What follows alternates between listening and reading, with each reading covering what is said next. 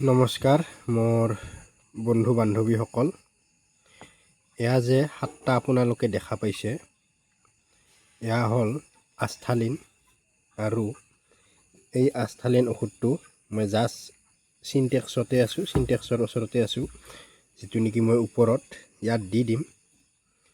ইয়াত মোৰ 30 লিটাৰমান পানী আছে আৰু এই পানীখিনিত এই আস্থালিন 7টাটো দি দিম।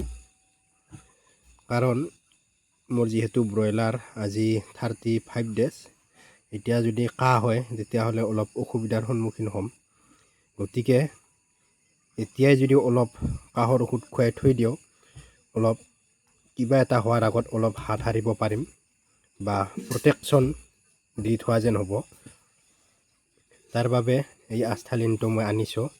আজি এজনে কথা পাতিছিল ফোনত আৰু বহুতে মেছেজতো কথা পাতিছে। বহুতৰে মুৰ্গীৰ কাহ হৈছে।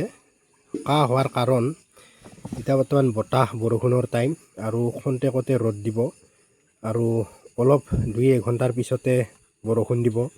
বৰষুণৰ লগত বতাহ আহিব। বতাহটো যদি ডাইৰেক্ট ব্ৰইলাৰৰ গাত লাগে তেতিয়াহ'লে কাহ হয়। আৰু কিছুমানৰ ফেন দিয়াৰ প্ৰব্লেমতো হয়। ফেনটো বহুত টাইম চলাই থ'লে যদি 4টা বজাত বন্ধ কৰিব লাগে ঠাণ্ডা পৰাত, তেখেতে যদি 5 বজালৈকে দি দিয়ে তেতিয়াও কাহৰ উৎপন্ন হয়। তাৰ বাবে মই এই আস্থালিনটো খুৱাবলৈ ওলাইছোঁ। আপোনালোকে যদি আস্থালিন খুৱাই আছে তেতিয়াহ'লে ভালেই হয়। একো নহওঁতে যদি আস্থালিনটো খুৱায় তেতিয়া কমতে হয়।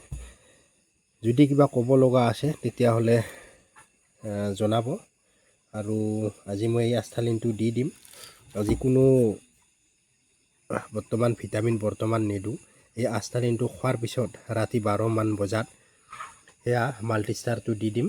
আজি এইটো ঔষধ নিদিওঁ আৰু এইটো দিয়া নহ'ব। আজিলৈ এইখিনিয়ে। জয় হিন্দ।